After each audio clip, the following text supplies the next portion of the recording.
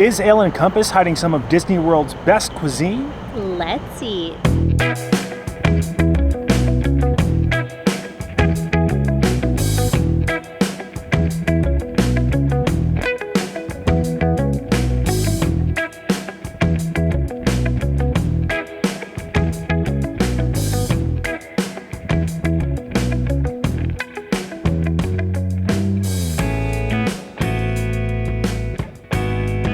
Hello everyone, I'm Jay. And I'm Sam. You're watching The Theme Park Foodies. We are back at Disney's Yacht Club Resort. This is one of the Epcot area resorts themed like a New England style yacht club. You can see the architecture actually looks New England style, and you don't see any palm trees here, coincidentally, because you were supposed to be transported to a New England style yacht resort. And inside this resort is a place that we really enjoyed the breakfast we had previously. We're here for dinner. It's called Ale and Compass. Yes. And their breakfast is definitely one of like the best value breakfasts on property. So we'll put a link to that video in the description of this one. And I'm hoping dinner is going to be just as good. Well, I heard the French fries are really good here. Obviously, we're at a yacht club, so there's going to be a focus on New England style cuisine, but also fish. They have some things that aren't fish, obviously, as well, right?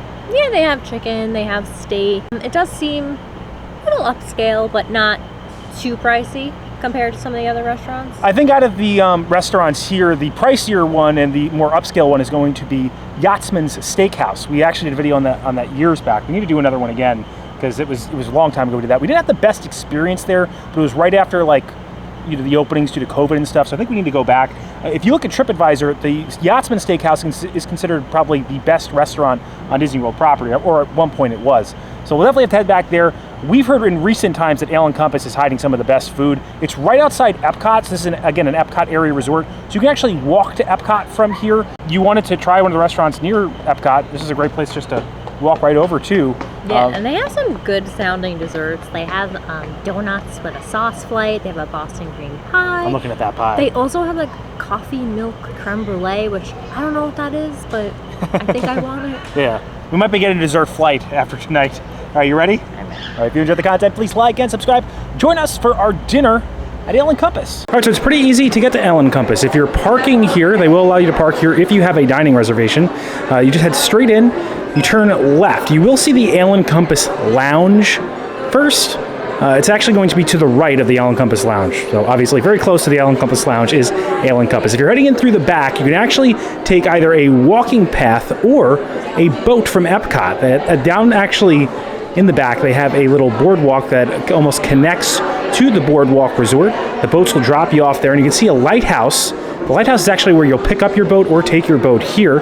You walk straight up, walk straight in, and you'll see Ale and Compass to your right-hand side. We're actually here during Christmas time, so you can see they have a tree, all nautically themed, but usually they have like a big globe that they put in there at the center of it to represent, obviously, navigation. They also have this fun train set. See all the little hidden Mickeys in there. Last year, they had a gingerbread display in here, but they actually got rid of it this year. It was a gingerbread lighthouse. All right, so as we walked in, you can actually see their full wine display to the right. To the left, they actually have a little open kitchen. You can see some of the desserts sitting out there, and they have a wood oven that looks very interesting. At the table, it looks very modern. You can see like some of the silverware here. Again, not like nautical themed like some of the places, but still nice. Let's break down this menu for you guys. Right, so they do have a full cocktail bar, obviously connected to the Ale and Compass Lounge. So they have the maple old fashioned and the spicy pomegranate margarita. Those are their signature cocktails. And then for starters, they have the Parker House Rolls. I think they're cooking these in the wood oven. I'm not sure. I'm not happy that you have to pay for bread service, though. Obviously, a seafood restaurant, so they have a blue crab bisque, which I'm looking at, oven-roasted mussels. They have a fire-roasted mozzarella, which I'm assuming fire-roasted is in that oven, and then the wedge salad. Newer option, I'm told, is the clams casino. They also have a seasonal market flatbread, and if you're looking for a vegan option, they have another Ale and Compass salad. For the main plates, I'm told this red wine braised flat iron is very popular. They say it's somewhat like a pot roast. I thought it'd be more of like a steak. They have a papra del pasta. The catch to today is the mahi mahi. They also have a New York strip, which they say is very popular. Then we have a brick lemon herb half chicken.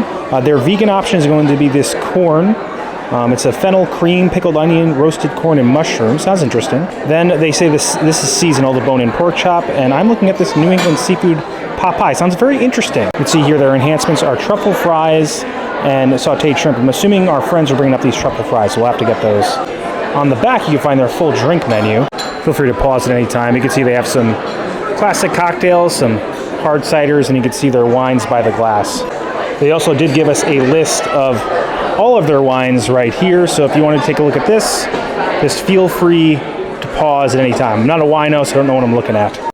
All right, so the appetizers are here. We got the Parker House rolls to start with. Kind of annoyed that you have to pay for the bread service, but this does look like a special bread service, Sam. What is exactly on this, and what makes up the Parker House rolls?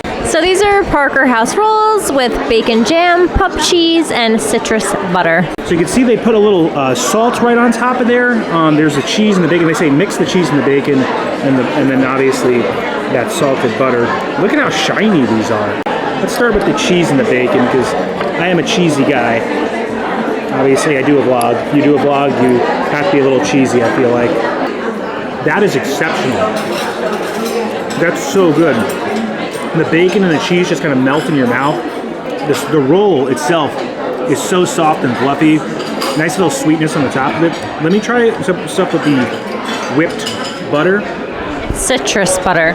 Oh, citrus whipped butter. Anytime you have cheese and bacon, they're going to win out. But the citrus butter is nice too. It's different. Adds like a little citrus hint. But if I just was eating this, I would just destroy the cheese and the bacon. And they mix together so well. Exceptional bread service. Only thing I could say is maybe I'd like the top will be a little bit more crispy on it. It is very like soft, but it's just the right amount of like little salt on it. It is so soft and fluffy. It's a Parker House roll. It has a flavor profile that you would expect a Parker House roll to have. I'm gonna go 9. Close to perfection. This is something I'd order every time I come here, and if you're here, I definitely recommend it. All right, so Sam is gonna have her hand at the Parker House rolls now. How are we gonna split 5 of them? It's not an even number. Well, I got a soup too, so you can have one extra. I'm totally kidding. I cannot eat 3 Parker House rolls, although I did eat 3 slices of bread at Flying Fish the other day. They have a really good bread service. And their bread service is included. I honestly probably didn't go 10 because this isn't included. I'm gonna do the cheese bacon route. The cheese spreads so nicely. The bread is like a cloud. It's so soft and fluffy. The bacon is very fatty, but it also has like a little sweetness to it. It goes so good with the cheese. I'm gonna do the citrus one. That is zest. That one's good. You said it was like a hint of citrus. I feel like it's very... Yeah, no, you're right. It's very citrus forward. Citrus forward, zesty. There's also like salt on top too. That's really nice. Definitely the more fatty one is the one that I'm going for with the bacon and the cheese. I agree with your 9. Do you think it warrants an extra payment and not being included? Yeah, because you got 3 quality dips. I agree. Like, it is elevated. Although I feel like when you're paying these high prices at Disney, you should get an included bread service. There should maybe just be their included bread service should just be the rolls on their own, and then if you want to pay extra for the dips, you do that. I would agree with that. All right, so this is their blue crab bisque, espelette oil, brandy reduction, and jumbo lump crab. So they have a lobster bisque over at Flying Fish that also has brandy in it as well. You can see that brandy on top. There's a nice like kind of crust on here too. Obviously very creamy. It's not too lumpy. Sometimes you like those thick bits of crab, but like as a bisque, it should really kind of be like, you know, fine in there. Let's try it out. It's a little sourness to it though, in that. Very milk forward to me. I'm getting a lot of cream, like almost too much cream that I would want out of this. No, I'm not a fan. That doesn't taste good. I'm getting a sourness out of that. I'm not gonna finish that. I'm not finish everything. I'm gonna give that a 1. I don't like that at all. I'm gonna give like a very sour flavor on that. It doesn't taste good. Like, it tastes milky and sour. Do you think it went bad? Like something is wrong with it? Maybe we should ask. Like, hey, is it supposed to taste that way? Yeah, no, this is not good. Definitely don't recommend it. Rolls are very good. This was not good. All All right, so we're gonna start with the enhancement. This is the Truffle Fries with Shallot Mayonnaise. These do look very good. They do. They're nice and crispy. And I definitely didn't try like 3 of them already. Save some for me. I saw you sneak some too when you were doing it. I sneaked 1. Okay. That I saw. This is the true review. They're so good. Crispy and golden, but still soft on the inside. I will say though, I don't think that the truffle flavor is too strong. It's light on the truffle. But then, what is this, shallot and what? It says shallot mayonnaise. It's good. It's nice and creamy. I'm gonna give them an 8. That's good. I think there's more truffle on the fry. I would go higher. But yeah, they're really good. Look at this. I'm gonna try them with and without the truffle. So they don't really snap. But look at that nice crispiness. It does a little greasy though. Not greasy. The mayo has like a tang. There's a little zest to them, I feel like, as well. All right, let's try this shallot mayonnaise. That's very good. I'm gonna agree with your 8. The only reason I'm not going 9 is I feel like I want a softer interior. The outside is very crispy, but these are done very well. You can see the nice, like, kind of skin on there. I feel like there's like a little variety of them though. Some of them are soft. Yeah. Great enhancement though. Definitely recommend. All right, so Sam is going to try her entree, which is the red wine braised flat iron. Sam, what's included with this and what's on it? So it's a little flat iron steak, silky potatoes, honey glazed carrots, cipollini onions, and a beef jus. She described this as almost a pot roast that was very tender. So I'm wondering how tender it's going to be when you cut it. They didn't give me a steak knife, so... It's just peeling right off. She's exactly right. It does taste like a pot roast. Flat iron is usually, I think, the shoulder, so it's very, very tender. Probably a leaner meat, though. Not a lot of fat on it, right? Yeah. And I get some of these onions. These kind of onions have a little bit of a sweetness to them. They don't have like the bite that like a yellow or white onion has. They're good. It is a little overall with the jus a little bit on the salty side, but the meat is incredibly tender. It's very savory. I'm gonna get one of these honey glazed carrots. A little bit of sweetness, nice and soft. This is a good dish. I'm going to give it a 7. Okay, so a little higher in the middle of the road, but I think the beef is what's taking it over the edge for you. Yeah. All right, so this is their New England style seafood pot pie. Shrimp, scallops, jumbo lump crab, the catch of the day, which is the mahi, baby vegetables, brandy cream sauce, and a house-baked crust. This is scaring me because of how milky the crab bisque was, but hopefully it'll be better than that. I feel like I got a little crust in the flavor of it as well. You gotta get all the flavors of the pot pie. Oh, look at that big shrimp. We did give back the bisque. That shrimp is so tender. I want to taste just the innards, just the cream sauce real quick. Great full pot pie flavor. Very creamy. Obviously has like that hint of seafood flavor. It's not fishy like the bisque. This is much better than the bisque was. Good lumps of fish in here. Could do a little bit more fish if you want to take a look at it, Sam. It's very high crust heavy, but again, once I break that crust up, it's going to all melt in here into kind of its own thing. And the crust is very buttery. This is good. I would give this an 8. I think it's really good. All right, so we have retrieved the dessert menu. And there's a lot going on in here. To the left, you can see all of their dessert wines, and they have some after-dinner cocktails as well. And to the right, we have the stars of the show, the desserts. When I saw coffee milk creme brulee, I feel like that's definitely something Sam is getting. They also have donuts with a sauce flight. We saw this kind of at the front. They have a seasonal cobbler. This seasonal cobbler is apple and cranberry when you're here near the holidays. Does that make sense?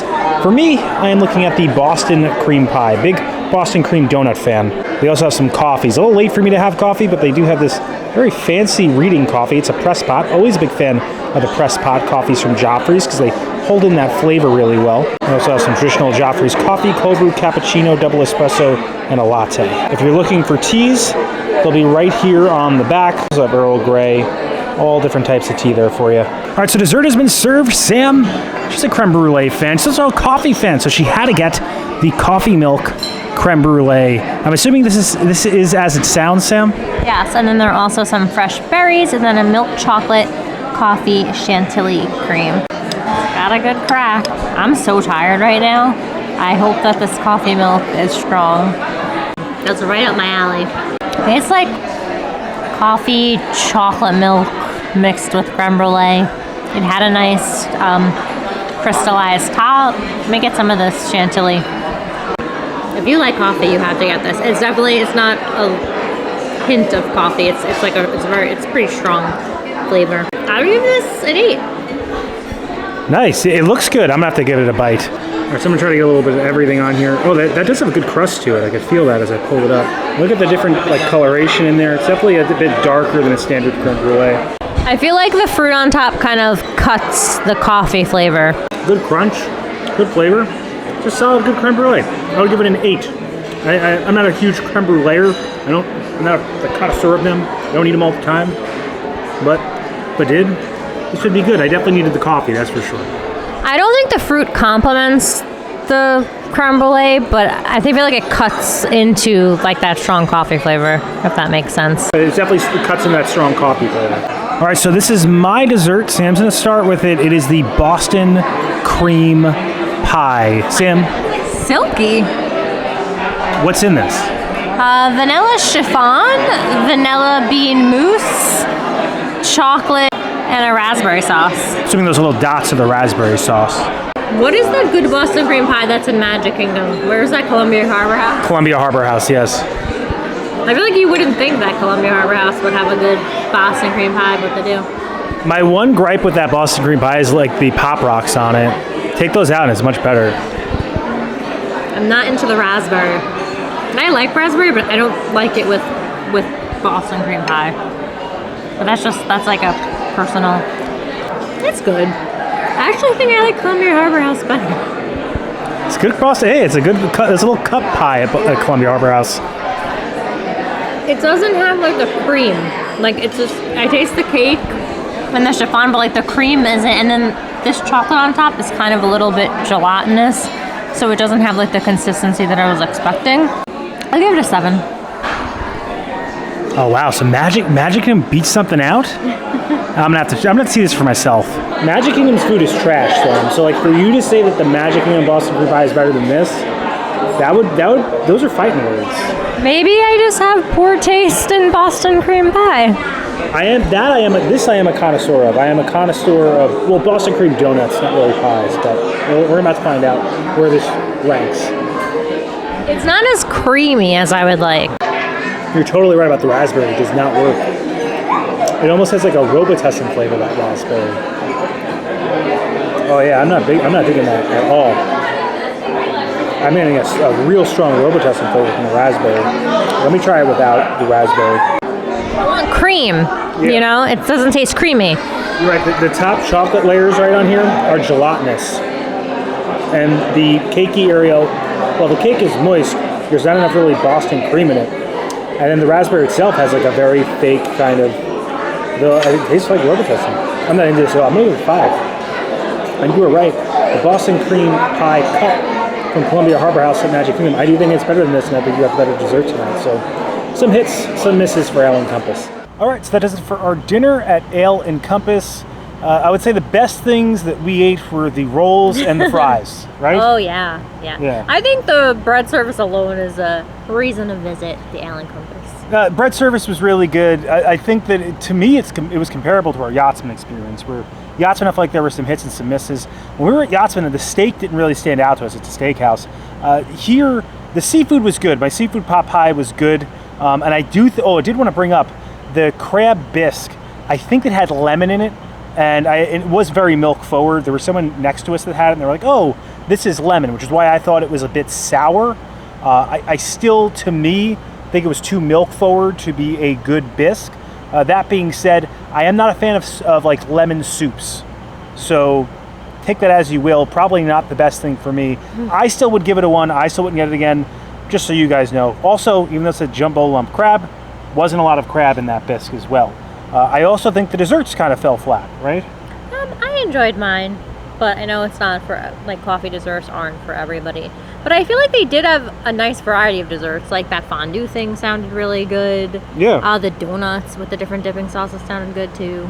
Yeah, they had those on display right next to the little open kitchen area that they have. The interior of the restaurant had a lot of blue hues. It was very nice inside. They had a little like fake candlelight at the dinner table. So there was a nice scenery.